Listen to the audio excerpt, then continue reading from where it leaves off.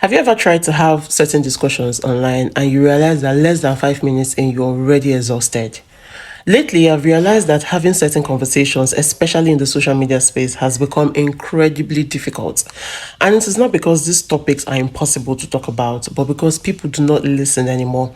By the time a conversation or a question touches a person's bias, the reaction is almost predictable. No pause, no reflection, just pure attack and defense mode. Now, before I go further, let me add a little disclaimer here that some people really ask silly and unnecessarily triggering questions that are poorly framed, designed to provoke a reaction full of assumptions. So yes, sometimes the irritation that people feel is understandable. But even with that being said, what we are talking about goes way beyond that. A lot of people are just reacting before they even process or think about what is being said. And we say this a lot in gender conversations.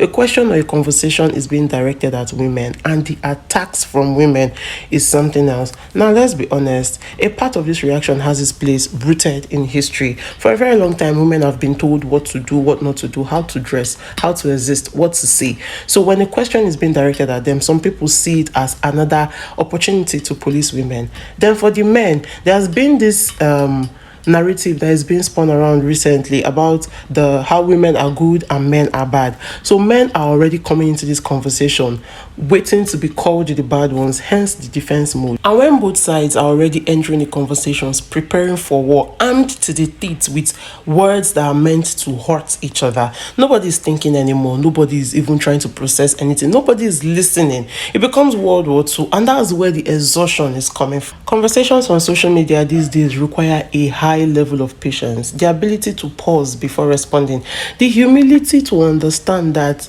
not every question or statement is an attack. It might just be a harmless question or statement. But right now, everything feels like a battlefield of identities. And when discussion turns into war between sides, critical thinking flies out the window. And that's why having discussions on social media these days is extremely difficult and exhausting. Whew, it is well. Until my next video.